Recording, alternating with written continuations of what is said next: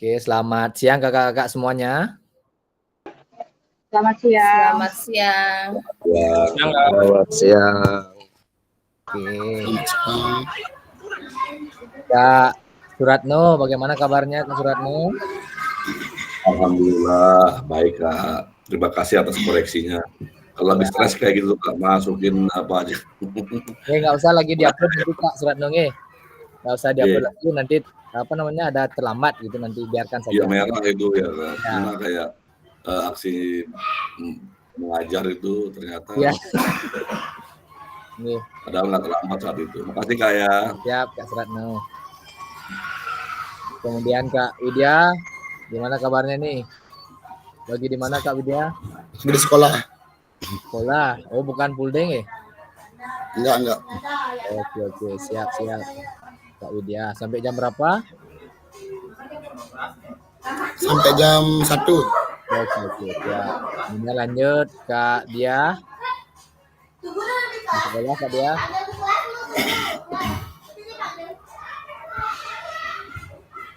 Gimana kabarnya nih Kak Dia? Suaranya nggak kedengeran.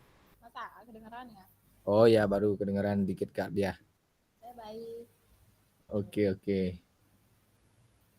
Ya, lanjut. Kak Heru, bagaimana Kak Heru? Kabarnya Kak Heru? Sehat Kak. Ya, oke siap Kak Heru, terima kasih. Kak Dewo, gimana Kak Dewo? Masih sama anak-anak? Baik Kak, baik. Masih ngempu sambil menjaga istri Kak. Oke, siap. Semoga lekas sembuh Kak Dewo. Kak Meda, gimana Kak Meda? Sembara sehat Kak Muna. Oke, siap. Kita mengikuti penata tatap muka, tatap maya hari ini yang ke-16 Kakak. Kak Rina, gimana Kak Rina? Sehat Kak? Semangat terus, sehat Kak Muna. Lagi sekolah? Enggak. Oh enggak. Oh full day nggih? Iya, kami 5 hari kerja saja. Oh 5 hari, ya. Ya. Oke. Kak Mika, lagi Kak Mika, lagi di mana nih Kak Mika? Yang manggil Kak Dia. Kak, lagi di sekolah Kak. Sekolah, ya. Siap, tak kira lagi ngapain kesambat nanti Kak Mika itu. Siap Kak Mika. Siap Kak Muna. Oke, Kak Nopi. Bagaimana Kak Nopi? Lagi di mana tuh Kak Nopi? Sibuk kayaknya Kak Nopi nih. Mau balik pulang. Oh, lihat. Iya, mau balik pulang sebentar nanti lanjut lagi. Sambil mendengarkan dia. Oke. Iya. Yo, ya. Kak Yo, gimana Kak Yo? Sehat Kak Yo? Puji Tuhan, sehat semua. Selamat siang kakak-kakak semua. Aman. Oke. Ya. Oke, luar biasa. Kak Agus, Kak Agus Andika. Aman Kak, menyala. Oke, siap. Oke, saya lanjut ya. Kak Awi. Mohon izin share screen kakak-kakak semua. Oke, ini adalah pertemuan kita yang ke-16.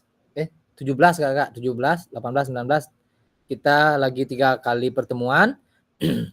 Ini kemudian lagi 2 kali pertemuan. Jadi ini pertemuan ke-17. Rencana tindak lanjut program pengembangan kompetensi guru PJOK. Nanti kakak-kakak akan ditugaskan untuk membuat sebuah program. Kemudian program tersebut kakak-kakak akan presentasikan di KBS-nya masing-masing.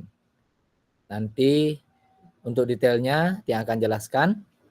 Nah, pertemuan tetap maya kita hari ini yaitu 1 JP ada 45 menit. Jadi kita mulai tadi pukul 13, nanti kita akan berakhir pada pukul 13.45. Oke, sebelumnya Om Swastiastu. Assalamualaikum warahmatullahi wabarakatuh. Salam sejahtera untuk kita semua. Namo Buddhaya, salam kebajikan. Rahayu. Semoga kita yang berada di ruang virtual ini diberikan keselamatan dan juga kesehatan untuk mengikuti aktivitas pertemuan tatap maya PKG PJOK tahun 2024.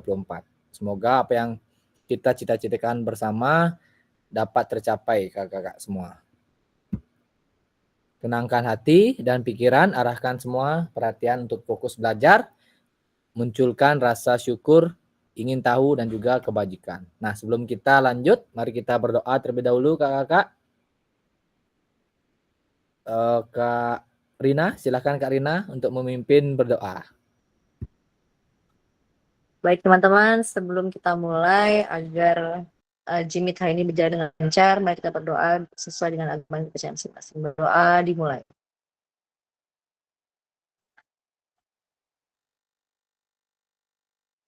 Berdoa selesai. Terima kasih Kak Rina telah memimpin doa. Semoga kita diberikan pengetahuan baru dalam pertemuan kita kali ini.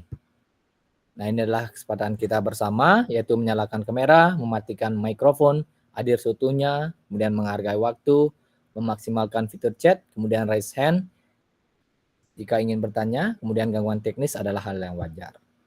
Nah, ini adalah sesi kita pada hari ini kakak-kakak. Yang pertama kita merefleksikan pembelajaran modul 3 yang kemarin, kemudian yang kedua memahami penugasan rencana tindak lanjut. Oke, siap Kak Gusniarto. Kita baru mulai. Nah, ini yang kedua, nanti ada penugasan selama 1 minggu nanti kakak-kakak. Ada kakak-kakak waktu untuk melakukan rencana tindak lanjutnya ini. Nanti untuk lebih jelasnya, Tiang akan sampaikan setelah refleksi, baru kita akan menyampaikan rencana tindak lanjut yang harus kakak-kakak buat nantinya. Silakan nanti kakak-kakak bertanya sebanyaknya agar tugasnya nanti jelas kakak-kakak.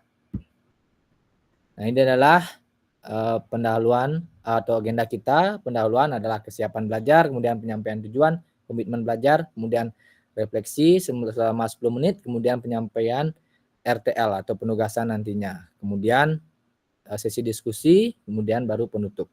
Ini adalah agenda kita kakak. Nah, sekarang coba kakak tulis di kolom chat seberapa level kesiapan kakak belajar 1 sampai 10. Kakak silakan ketik di kolom chat. Kira-kira berapa nilai kesiapan belajar kakak-kakak untuk pertemuan tatap maya kita yang ke-17. Silakan kakak chat, tulis di kolom chat.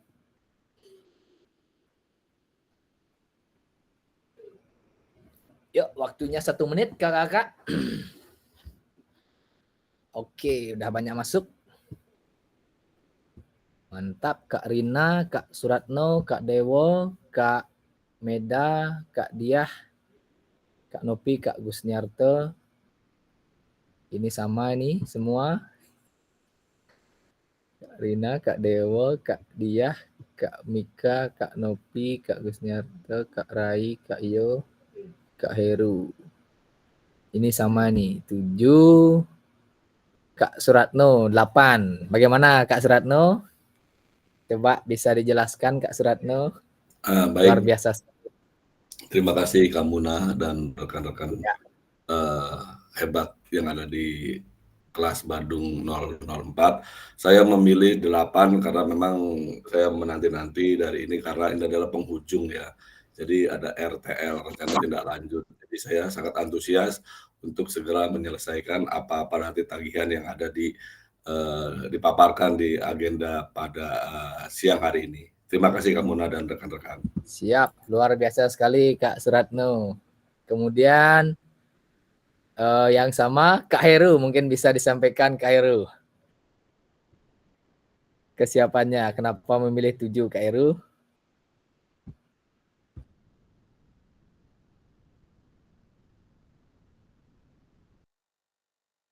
Kak Heru masih mute Kak Heru.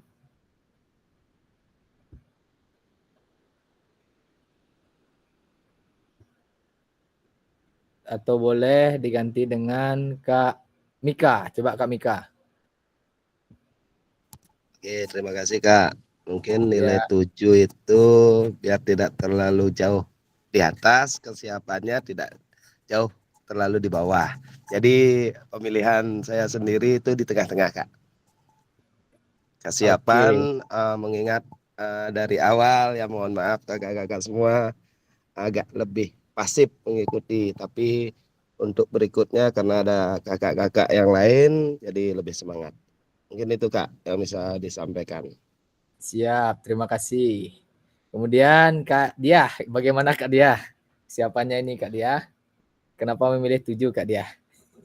Saya kena deh saya. Kenapa saya memilih 7? Karena sebenarnya saya bersemangat gitu ya, siap untuk melakukan pembelajaran hari ini. Cuman saya masih belum begitu paham. Itu menurut saya kesiapan saya masih 7. Oke Kak Diah. Mungkin melihat nanti Kak Mika mungkin semangat nanti dan semakin fokus Kak Diah. Apalagi Kak Meda nanti semangat Ya. lihat Kak Mika. Ini baru mau ditanyakan nih Kak Meda, bagaimana nih Kak Meda? Kesiapannya sangat luar biasa sekali nih Kak Meda. Bagaimana tanggapannya? Iya, kesiapannya sama seperti Kak Suratno tadi. Senang ya karena kita berada di penghujung. Tapi sedih juga karena akan tidak bertemu lagi ya di dunia maya. Mudah-mudahan nanti bisa bertemu di tatap muka. Khususnya adik saya itu ada adik Mika. Untuk kesiapan belajar Asung Karo nilai 9 sudah siap, terutama keinginan saya untuk mengimbaskan kepada teman-teman di sekolah. Terima kasih Kak Muna. Mantap Kak Meda, luar biasa sekali nih. Sudah siap untuk mengimbaskan kepada rekan-rekan di sekolah. Luar biasa sekali Kak Meda. Oke, saya lanjut dulu nih. Oke. Kak Meda nih paling luar biasa nih. Oke, tujuan pembelajaran kita yaitu kakak-kakak dapat memahami rencana tindak lanjut perencanaan berbasis proyek melalui komunitas belajar dan aspek penilaian lini masa dengan baik dan benar. Nanti saya akan menjelaskan bagaimana aspek penilaian dan juga lini masa dari RTL yang akan kakak-kakak buat. Dan refleksi awal ini ada mengingat kembali pertemuan kita yang kemarin, sangat mepet sekali ini karena 3 hari berturut-turut kita melakukan tatap maya mengenai pembelajaran berbasis proyek.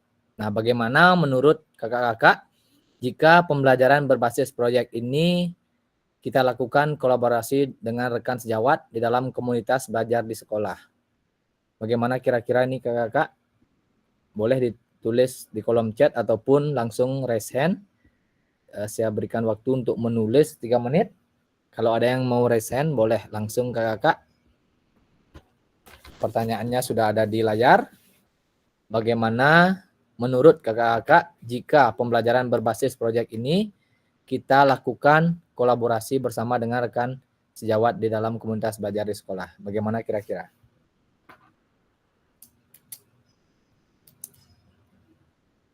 Oke, Kak Suratno, mantap. Baik, terima kasih sekali lagi yang terhormat Kak Muna dan rekan-rekan yang saya cintai. Sebagaimana tuntutan di kurikulum Merdeka bahwa nanti tingkat yang paling level yang paling tinggi adalah mengaitkan pembelajaran PJOK dengan pembelajaran lainnya. Itu kebetulan pernah saya sebenarnya diajak oleh rekan saya yang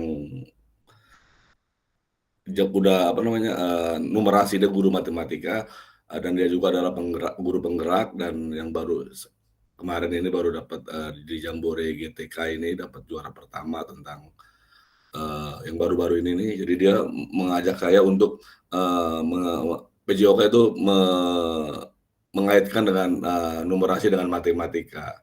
Dan itu sudah berjalan, tapi karena kesibukan beliau akhirnya ya masih belum fokuskan dulu. Yaitu tadi mau dipaparkan di komunitas belajar Semanduta. Jadi memang tujuan dari pembelajaran kurikulum Merdeka adalah yang holistik ya, di mana semua dikaitkan baik dalam segi keilmuan IPS ataupun dari IPA dan sebagainya, atau literasi dan numerasi dan sains.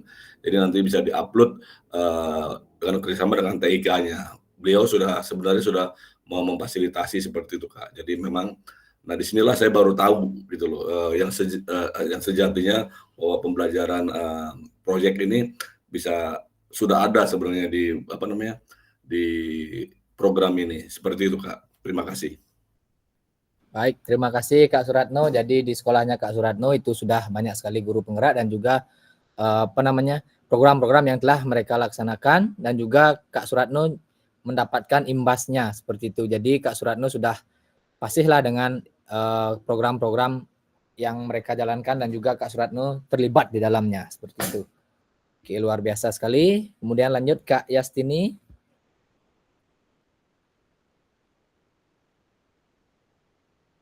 Oke, terima kasih. Maaf nih baru bisa gabung karena baru selesai acaranya.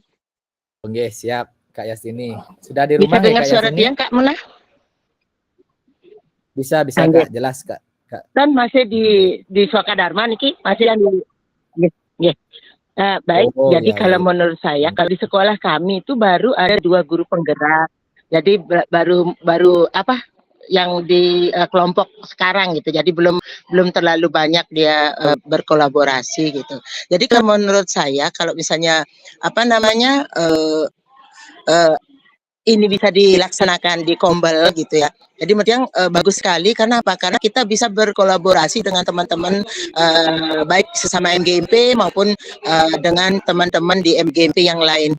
Kemudian bisa kita saling isi-mengisi. Misalnya kalau di Pejok, misalnya kita punya hal apa yang bisa kita berikan ke teman-teman. Begitu juga teman-teman yang lain, hal-hal apa yang bisa kita terima dari mereka sehingga bisa memperbaiki pengajaran kita sesuai dengan kurikulum Merdeka.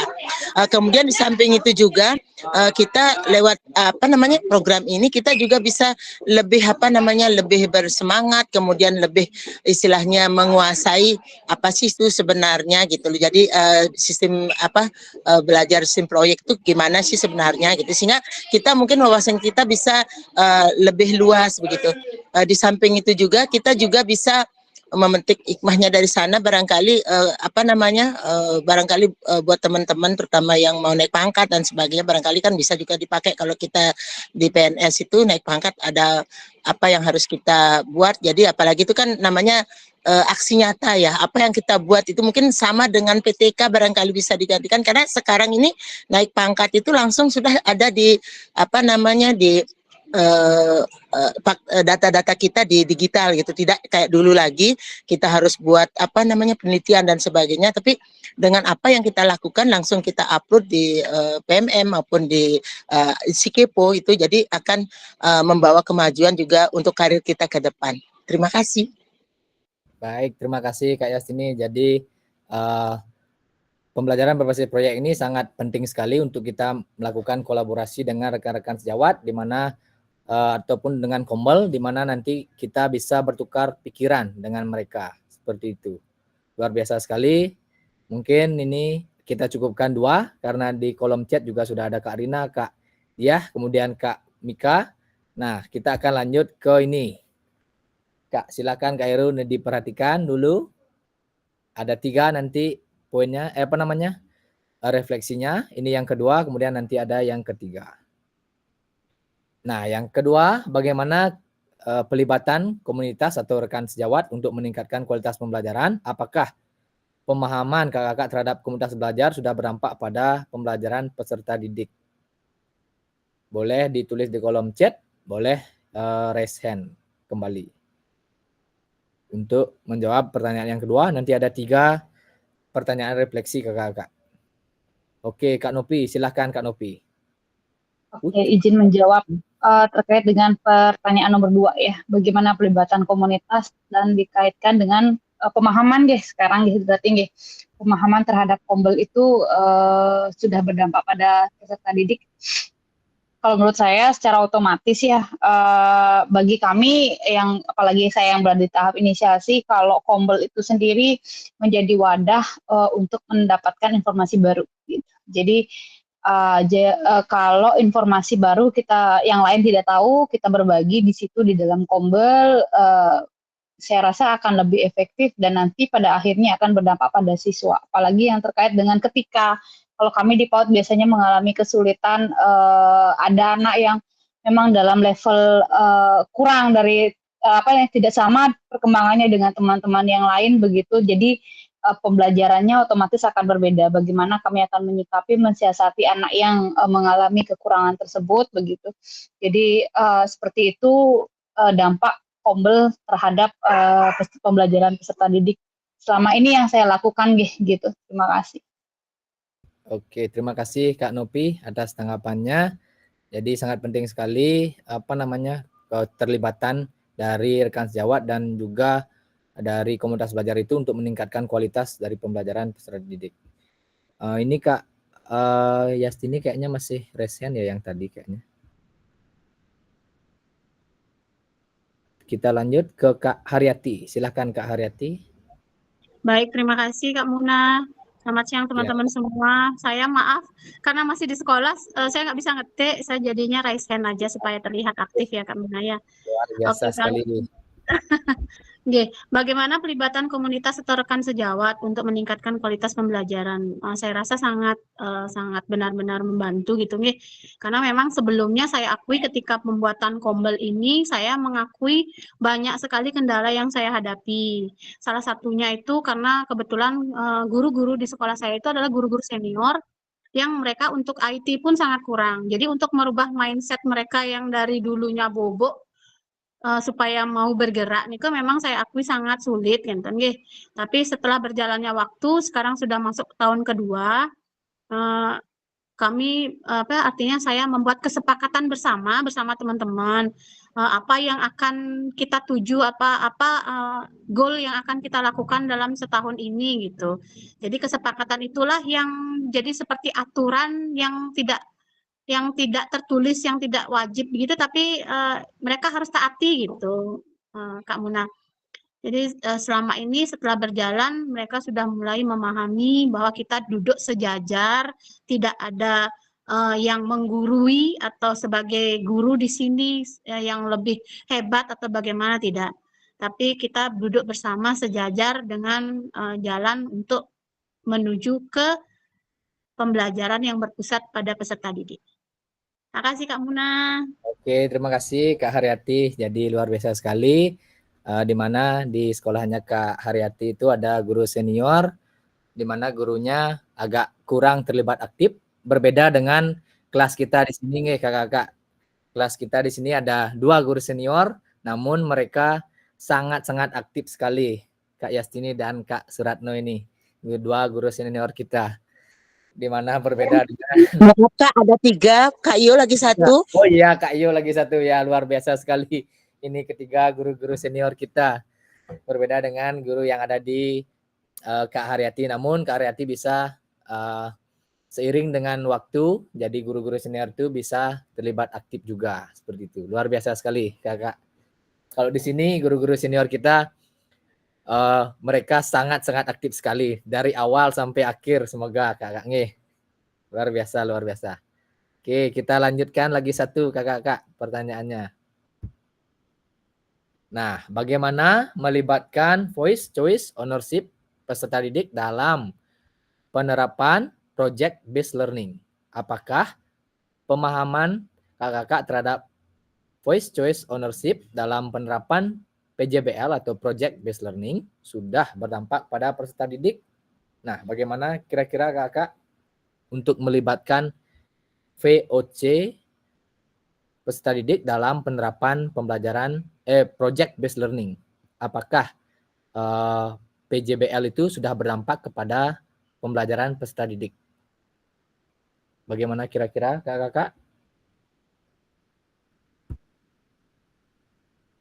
Bisa dicermati dulu, boleh dijawab di kolom chat, dan juga boleh langsung raise hand.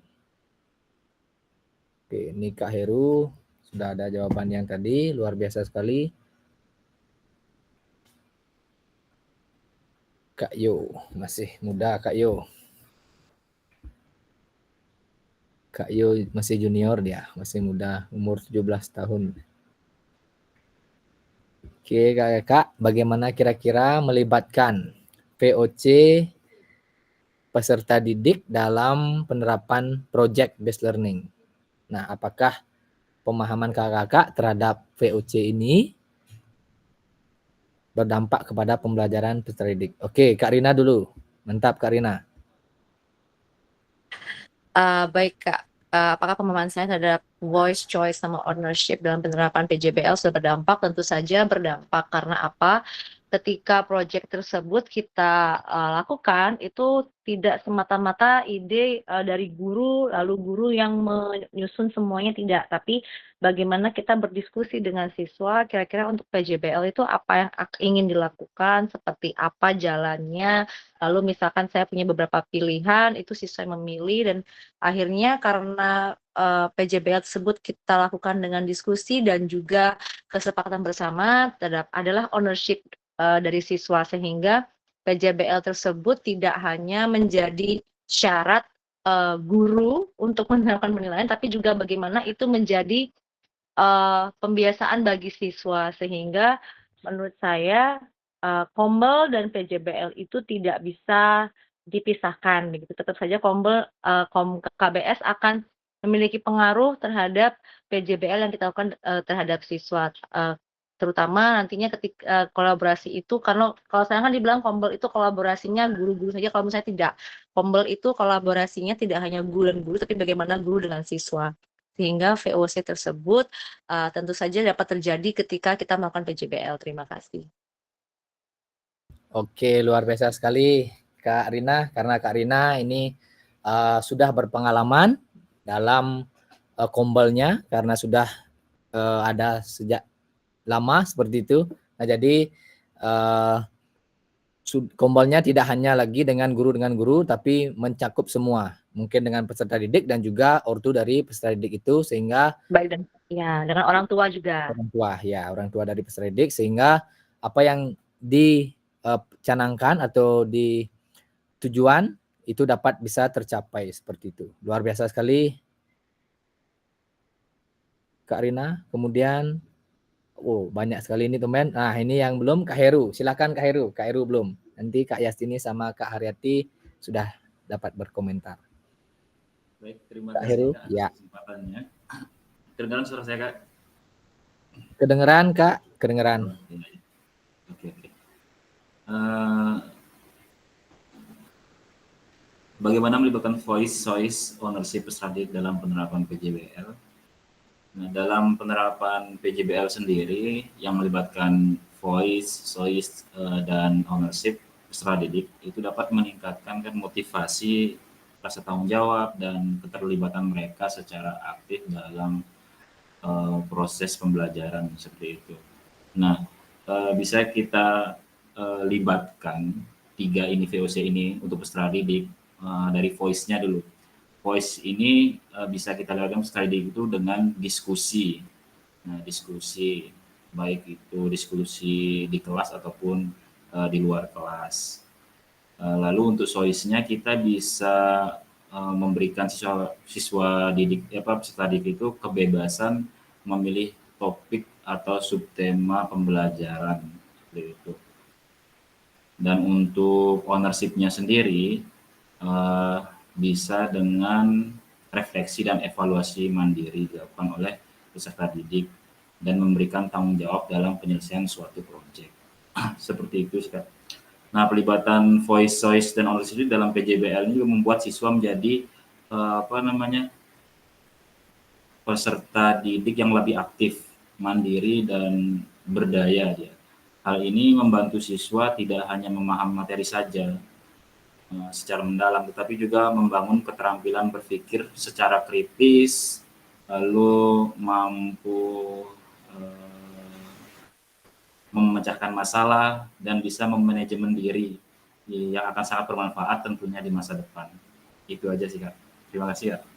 Baik, terima kasih Kak Heru. Jadi sama seperti apa yang dikatakan oleh Kak Rina tadi, jadi kita untuk menentukan voice-nya itu kita harus berdiskusi dengan peserta didik dulu, sehingga kita bisa mendengar suara dari peserta didik, kemudian kita memberikan pilihan dari peserta didik itu, namun tidak keluar dari koridor apa yang ingin kita capai, sehingga peserta didik bisa memilih.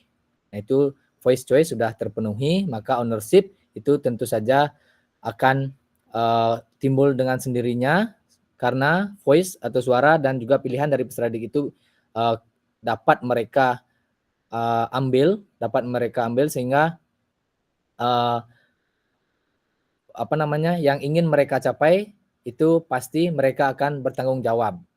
Seperti itu. Di samping untuk menumbuhkan tadi yang dibilang oleh Kak Heru, rasa tanggung jawab itu pasti akan muncul dari peserta didik karena mereka suaranya didengarkan, kemudian pilihannya juga dipenuhi, maka tanggung jawab dari apa yang ingin dicapai pasti akan dilaksanakan oleh peserta didik itu, sehingga akan timbul juga rasa tanggung jawab. Oke, di sini ada lagi 2. Silakan Kak Haryati terlebih dahulu, kemudian kita lanjut dengan Kak Yastini.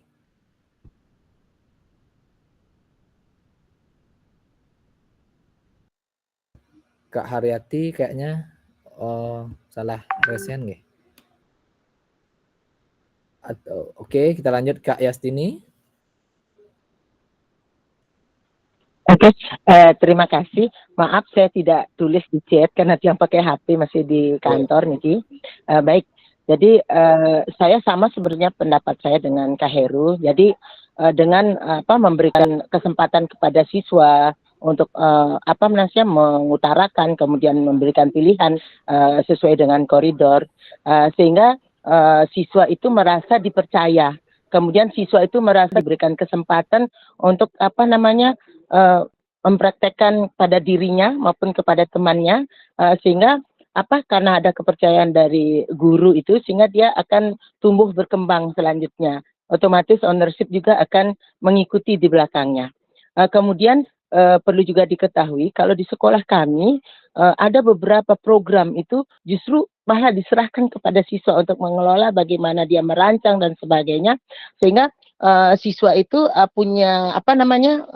punya pemahaman atau punya pengalaman mengelola sesuatu, sehingga nanti ke depannya dia terjun di masyarakat atau melanjutkan kuliah tuh dia ada pengalaman ke depannya. Bahkan anak-anak kami banyak yang kami lihat setelah mereka tamat ada di perguruan tinggi, banyak dia menempati pos misalnya di BEM atau kegiatan-kegiatan tertentu, mereka muncul karena kami di Dwi Semantara walaupun kami sekolah baru ya, jadi selalu memberikan kesempatan kepada anak untuk mengukir prestasi, kemudian memberikan kesempatan untuk mengelola sesuatu sehingga ada pengalaman.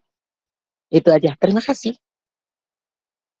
Baik, terima kasih Kak Yastini. Jadi benar sekali apa yang dikatakan oleh Kak Yastini. Kita berikan kebebasan dari peserta didik itu dari pertama merancang, kemudian mereka akan melakukan. Setelah melakukan, mereka juga bisa mengevaluasi. Jadi kita sebagai guru hanya sebagai fasilitator atau mendampingi dari peserta didik itu, sehingga kegiatan apa yang ingin mereka lakukan itu mereka bisa pertanggungjawabkan dengan sendirinya. Nanti otomatis voice, choice, dan ownership itu pasti sudah terlibat di dalamnya. Seperti itu. Terima kasih Kak Yastini, luar biasa sekali. Kak Haryati, bagaimana ini kayaknya kalau halo Kakak ya. Oke, silakan. Baik, saya mungkin menambahkan sedikit, itu saya sudah setuju banget dengan semua gini dari teman-teman. Jadi intinya pendidikan itu ya untuk VOC itu ya yang menghamba kepada murid lah kita ya. Jadi pendidikan yang menekankan karakteristik pada murid, jadi minat dan bakat anak, apa semua itu kemampuannya dan kebutuhan kemampuan siswa itu ya kita sebagai guru memfasilitasi semuanya.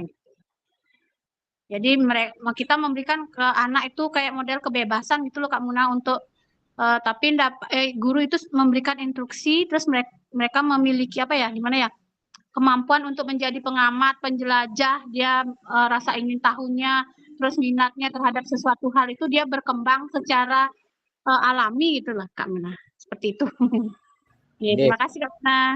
Siap Kak Haryati. Jadi sudah sama pemahaman kita semua. Kakak-kakak yang lain juga sama seperti itu mengenai voice, choice, ownership dari peserta didik. Jadi kita berikan mereka kebebasan apapun yang ingin mereka capai. Kita sebagai guru hanya memfasilitasi dari suara, pilihan, dan juga ownership dari peserta didik sehingga tumbuh kembang mereka pun bisa menjadi lebih baik lagi seperti itu. Oke, di sini sudah ada muncul juga di kolom chat Kak Dewo, Kak Suratno, kemudian ada Kak Diah. dan Kak Yo juga. Oke, siap. Kita lanjutkan kakak-kakak ke aktivitas berikutnya. Nah, ini ada tujuan, yaitu paradigma perubahan diri dan kelas dalam PJOK. Nah, ini untuk mencapai tujuan dari paradigma perubahan diri dan kelas dalam PJOK, nah kita sebagai guru itu harus mengasah keterampilan pedagogi guru PJOK, sehingga pembelajaran berpusat pada peserta didik itu bisa tercapai. Nah, di samping tujuan dari paradigma perubahan diri, nah jika kita telah mengasah keterampilan pedagogi, kita bisa menggerakkan rekan sejawat untuk atau menggerakkan kombel di sekolah kita masing-masing. Jadi keterampilan pedagogi ini sangat-sangat kita perlukan agar kita bisa mencapai tujuan dan juga bisa menggerakkan dari kombel itu sendiri. Seperti itu kakak-kakak. Nah, kemudian ini adalah tugas yang harus kakak-kakak selesaikan dalam 6 hari ke depan kakak. Ini tugasnya lumayan berat, tapi tidak terlalu berat seperti tugas yang kemarin membuat video pembelajaran itu. Nah, di sini tugas kakak adalah membuat RTL atau rencana tindak lanjut. Nah, jadi di sini ada pengantar tugas. Salah satu kompetensi seorang guru PJOK di era Merdeka Belajar adalah kakak nanti akan merancang, kemudian melaksanakan, dan kakak akan mengevaluasi dari program kegiatan yang kakak buat. Kemudian nanti untuk selanjutnya kakak diminta akan menyusun sebuah rencana RTL atau rencana tindak lanjut agar kakak mampu memfasilitasi pembelajaran PJOK yang berpusat kepada peserta didik dengan melibatkan kombel yang ada di sekolah. Nah, ini kakak, jadi kakak merancang, kemudian melaksanakan, dan juga nanti akan mengevaluasi dari program yang kakak buat. Program ini harus memiliki dampak positif untuk peserta didik, seperti itu kakak. Nah, sebelum merancang program kegiatan, kakak perlu melihat kembali visi dari guru PJOK yang berpusat kepada peserta didik, mengajak rekan sejawat untuk menjalankan program, serta memanfaatkan dan memberdayakan aset yang dimiliki di daerah maupun di sekolah kakak-kakak. Kemudian, rencana tindak lanjut yang dikembangkan bersama dengan rekan sejawat di sekolah merupakan salah satu kompetensi kunci yang diharapkan muncul pada peserta program PKG PJOK. Adapun penilaian dari tugas ini adalah nanti yang dinilai tujuan program, kemudian kelengkapan rencana dan struktur program, keterlibatan komunitas, dan rencana evaluasi dari program yang kakak-kakak buat.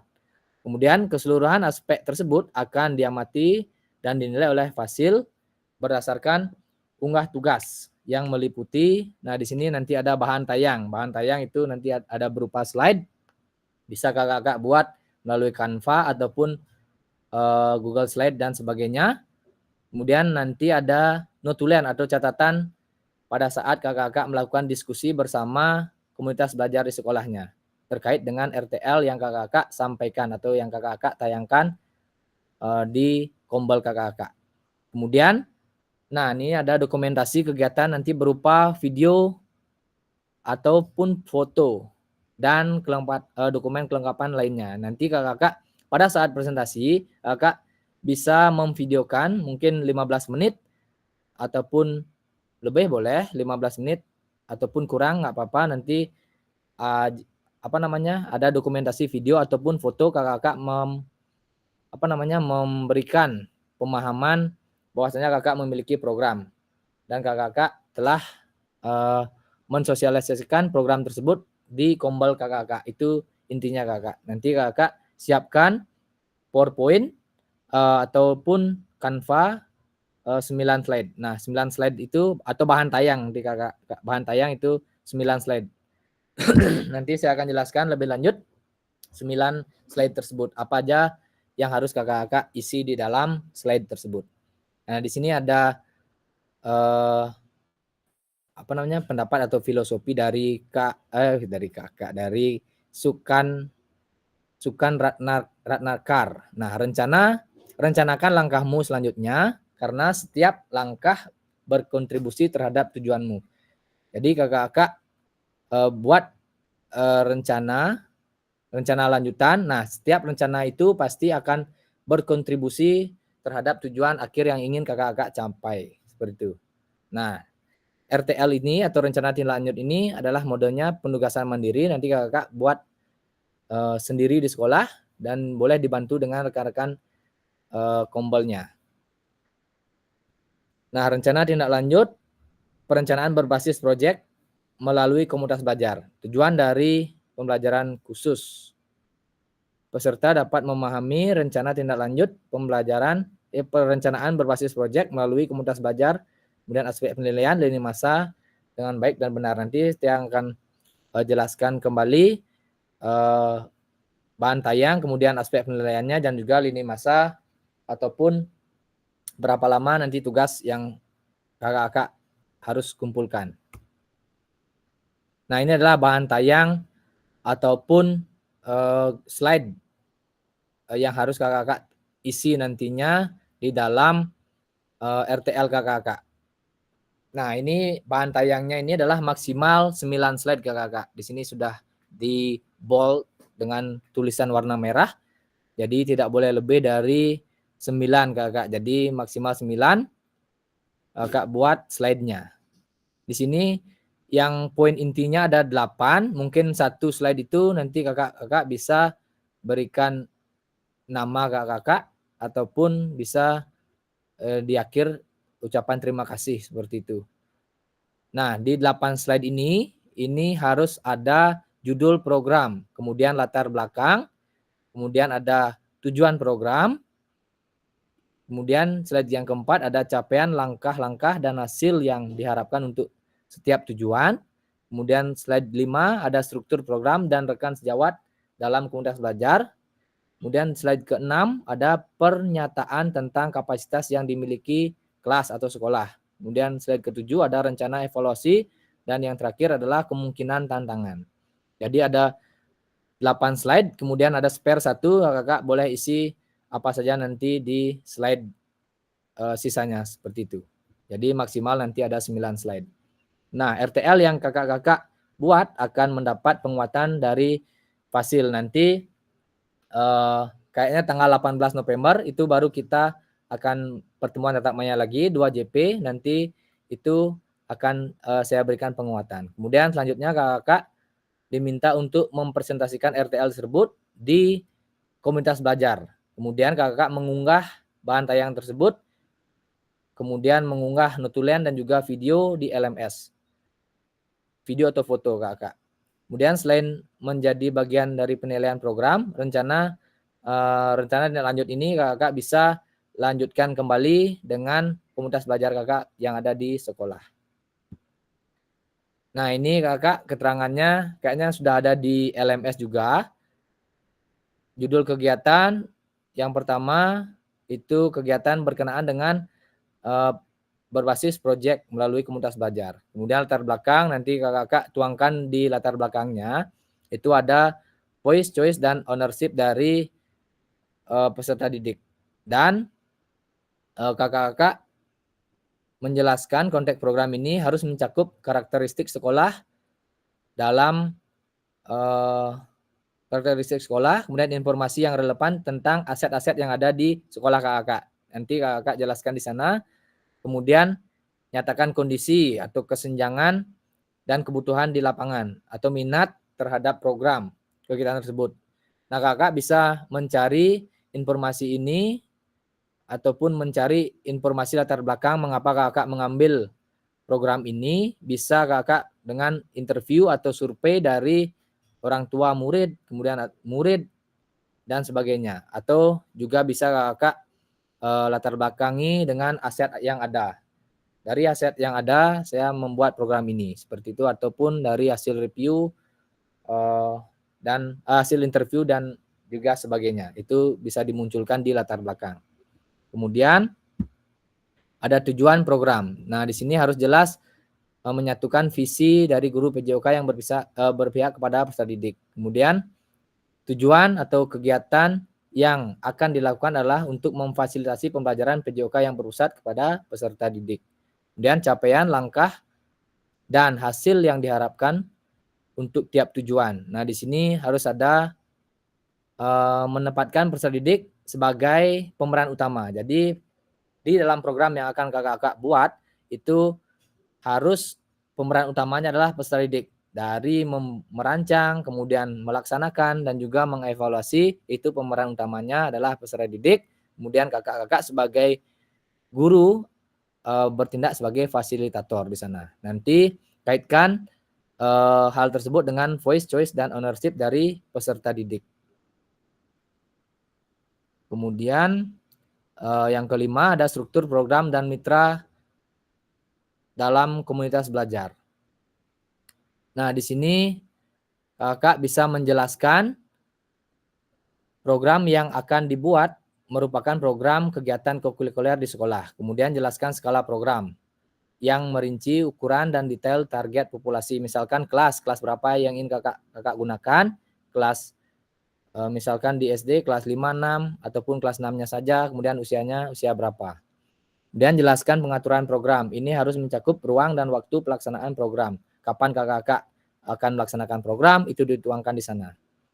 Kemudian identifikasi dan jelaskan peran dari anggota komunitas belajar kakak-kakak. Misalkan contoh kegiatan kakak ataupun programnya itu bernama Yuk Gerak. Nah, misalkan di sini ada Joni sebagai guru mapel. Kakak jelaskan tugasnya apa seperti itu. Di sini tugasnya adalah berdiskusi bersama, mengembangkan materi, aktivitas, konsep usaha seperti itu. Jadi dijelaskan namanya siapa, kemudian dia sebagai guru apa, kemudian apa tugasnya seperti itu. Itu dijelaskan di slide 5. Mungkin dijelaskan secara singkat saja kakak biar tidak menjadi koran nanti slide-nya kakak.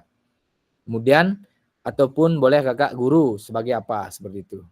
Diperinci biar enggak panjang. Kemudian yang keenam, pernyataan tentang kapasitas yang dimiliki kelas atau sekolah. Nanti kakak jelaskan sumber daya ataupun aset-aset yang bisa kakak manfaatkan untuk program yang ingin kakak buat. Nanti di sana dijelaskan lebih banyak aset based thinking kakak. Kemudian yang ke-7 ada rencana evaluasi. Nyatakan dengan jelas cara rencana evaluasi yang akan kakak lakukan. Kemudian kakak juga bisa menjelaskan alat pengumpulan data yang akan digunakan. Misalkan kakak survei, kemudian wawancara dengan peserta didik, dan sebagainya. Itu kakak bisa merencanakan evaluasi. Kemudian yang ke-8 yang terakhir adalah kemungkinan tantangan.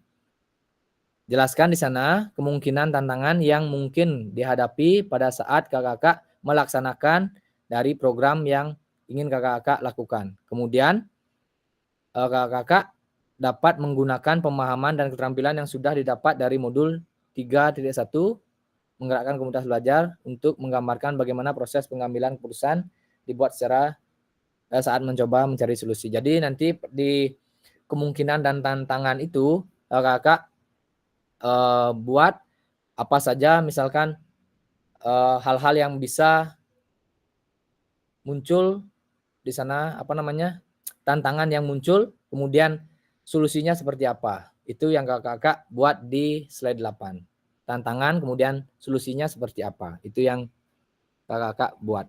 Jadi ada 8 slide kakak. Kemudian ini adalah aspek penilaian dari rencana tindak lanjut. Ada tujuan program, kemudian kelengkapan rencana dalam struktur program, kemudian keterlibatan komunitas dalam sekolah, apakah sudah terlibat atau belum, kemudian rencana evaluasi, bagaimana kakak akan mengevaluasi dari RTL kakak. Nah, jadi ada 4 nanti penilaiannya, tujuan, kemudian kelengkapan, keterlibatan, dan rencana. TKKR, seperti itu kakak. Nah, ini adalah lini masa dari rencana tindak lanjut. Dari kakak menyusun, setelah sesi ini kakak bisa langsung menyusun program yang ingin kakak buat. Kemudian apa slide RTL ini akan di-share? Oke, nanti saya akan share kakak untuk slide-nya ini. Nah, sekarang saya share kak. Oh, ntar. Nggak bisa di sini. Nanti saya akan share di grup kakak. Oke, setelah kakak menyusun, kakak akan mengunggah nantinya di LMS. Nah, di sini durasi dari kakak menyusun sampai mengunggah ini ada waktunya adalah 6 hari. Nanti kakak akan membuat membuat bahan tayang, kemudian kakak-kakak akan tayangkan di kombelnya kakak-kakak, baru nanti kakak-kakak akan upload video ataupun foto di LMS. Setelah itu, setelah kakak mengupload, baru nanti Fasil akan menilai RTL yang kakak buat, kemudian umpan balik RTL itu kita akan kembali bertemu tatap maya di tanggal 18, itu selama mungkin lagi 2 minggu, baru kita akan bertemu kembali. Nanti kita akan membahas tentang rencana tindak lanjut kakak-kakak yang telah kakak buat. Seperti itu. Silakan kakak, jika ada yang ingin bertanya. Oke, silakan Kak Nopi dan Kak Rina. Kak Nopi. Oke Kak, kemarin kita sudah membuat program. Apa boleh program yang kemarin itu kita sempurnakan lagi bersama Kombel? Untuk Siap, bisa, luar biasa. jadi program itu bisa kita share di Kombel, kemudian kita buat slide-nya dan bagaimana tahapannya gitu. Bisa nggak? Boleh nggak seperti ini? Sangat-sangat boleh Kak Nopi, sangat-sangat boleh. Itu yang dianjurkan, asalkan programnya itu program yang berpihak kepada peserta didik, dan juga slide-nya nanti kakak sesuaikan dengan tagihan yang ada di LMS 9 slide, seperti itu. Jadi boleh, sangat boleh Kak. Itu disempurnakan. Mungkin kan pernah dilaksanakan, namun belum sempurna, boleh kakak-kakak sempurnakan kembali. Boleh Kak Nopi. Oke, baik Kak, terima kasih. Siap. Silakan berikutnya Kak Rina. Baik Kak Muna, boleh nggak ini kita yang satu atap sekolah itu jadi satu untuk RTL-nya? Karena kebetulan dari TK Balikidi itu yang ada 3 yang ikut, cuma 1 teman kami di kelas lain. Nah, jadi biar nggak 3 kali kita ngumpulin teman-teman untuk bertemu gitu. Kalau misalkan kita jadikan satu RTL-nya, apakah boleh dengan program yang sama? Oke, program karena ini satu sekolah, ada 3 ya berarti Kak Rina? Ada 3. Kak Saya, Rina? Kak Meda, dan ada lagi 1 Kak Lori namanya, tapi di kelas yang lain. Oh, di kelas yang lain. Oh, berarti hanya 2 aja di sini. Ya, Kak Kesawa mohon maaf kami ekskludkan dulu karena beda jenjang ya. Ya, boleh Kak Rina, karena biar nggak terlalu banyak juga programnya di sana nanti, boleh nanti disamakan, kemudian pada saat presentasi boleh nanti berdua presentasinya Kak Rina dengan bertiga nggih, Kak Lori lagi 1 ya? Iya. Ya, nanti kita ganti-gantian aja berarti. Ganti-gantian biar semua bisa terlihat ya. Ya, terlihat di presentasinya. Boleh. Oke, baik. Terima kasih. Ya, terima kasih. Kemudian lanjut Kak Yastini, ingin bertanya? Kayaknya salah pencet nggih. Oke, Kak Rina kembali, boleh? Iya Kak, mau nanya lagi, berarti ini kan RTL yang kita buat adalah ketika bertemu dan menyebarkan kepada teman-teman saja ya Kak ya? Belum ke pelaksanaan PJBL kan ya, berarti ya? Hanya sampai kita ke mengumpulkan teman-teman saja gitu. Iya, benar. Pada saat kakak-kakak mengumpulkan teman-teman, kemudian kakak mempresentasikan bahan tayang 9 slide tersebut. Hanya sampai di sana saja, hanya di perencanaan. Bukan sampai di akhir kakak. Namun di slide-nya itu ada tahapan untuk evaluasinya. Seperti itu Kak Rina. Jadi hanya pada saat perencanaannya saja. Nanti untuk pelaksanaan dan juga evaluasinya tidak usah, karena tidak ada di tagihan LMS-nya. Nanti pelaksanaan dan juga evaluasinya nanti kakak-kakak silakan berkolaborasi dengan kombelnya masing-masing untuk tahap berikutnya. Oke, silakan Kak Nopi. Durasi videonya atau boleh foto saja dikumpulkan atau seperti apa? Nah, tadi kayaknya ada arahan video ya. Ada video soalnya dikasih tahu Kak. Boleh video, mungkin sebentar aja videonya boleh. Berapa lama? Tidak ada batasan soalnya. Yang penting ada dokumentasi, seperti itu bahasanya. Jadi dokumentasi slide itu mungkin ya, maksudnya kita waktu memaparkan slide 1, slide 2, slide 3 gitu, 4 sampai 10 menit gitu semuanya, atau mungkin cuma 5 menit karena diambil potongan-potongan aja gitu nggih. Ya, bisa. Oke. Yang penting ada dokumentasi kakak pada saat mempresentasikan RTL ini dengan kombelnya, di kombelnya seperti itu. Itu aja intinya kakak. Satu lagi Kak, pengumpulannya karena saya belum buka LMS, apakah itu jadi satu drive atau seperti apa? Coba di-share Kak untuk LMS-nya seperti apa nanti dan kapan ini batas akhir pengumpulannya. Coba ada yang bisa bantu untuk share screen. Ini kapan biar nggak terlambat lagi Kakak mengumpulkan. Karena di tempat saya ini tidak ada.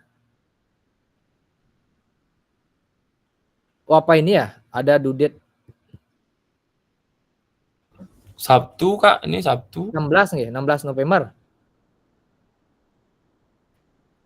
16 November ya?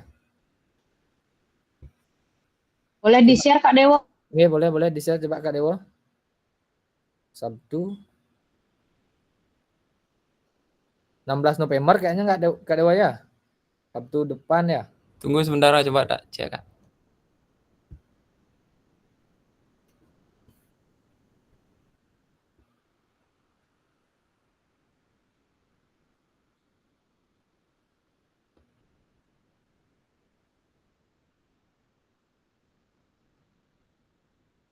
Nah ini, oh itu ada. Ya benar, hari Sabtu depan. Oh berarti tinggal ini saja tugasnya, berarti tinggal satu aja Kak Dewa ya? Kalau dari kalendernya ya tinggal satu Kak, sama daftar hadir tuh Kak. Oh ya. Oh daftar hadir kan mungkin saya yang gini, apa namanya, yang mengabsen kakak. Itu kayaknya. Jadi tugasnya kakak tinggal satu ini saja, berarti kakak semua semangat nih. Tinggal satu aja berarti. Oke. Ada yang ditanyakan lagi kakak? Kayaknya pas Kak Muna yang masih nunggu nih. Siap. Nanti silakan dipantau lewat LMS nih caranya, apa namanya? Apa saja tagihannya. 9 slide itu silakan dipantau lewat LMS. Oke. Kalau tidak ada pertanyaan lagi, saya lanjutkan ke sesi berikutnya.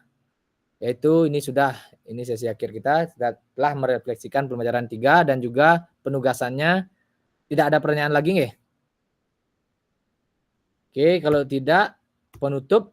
Nah, kalau ladang banyak hama, tak perlu petani untuk berpindah. Hati ini masih ingin bersama, tapi waktu habislah sudah, seperti itu. Kemudian burung dara, burung cendrawasih. Kita dicari di Papua. Cukup sekian. Terima kasih. Semoga bermanfaat untuk kita semua. Oke, terima kasih. Kita akan berjumpa kembali tanggal 16. Silakan kakak-kakak membuat RTL-nya. Nah, sebelum itu kita berdoa. Kita on cam-kan dulu kakak semua. Kita akan berfoto dan berdoa. Siapa yang ingin memimpin doa? Kak Yastini. Oke, silakan Kak Yastini. Terima kasih. Walaupun saya ada di halaman kantor Dharma Wanita Kota Denpasar, izinkan saya memimpin doa. Semoga kakak-kakak semua diberikan kesehatan sehingga nanti bisa menyelesaikan tugas RTL-nya. Baik, kita berdoa sesuai dengan keyakinan masing-masing. Disilahkan.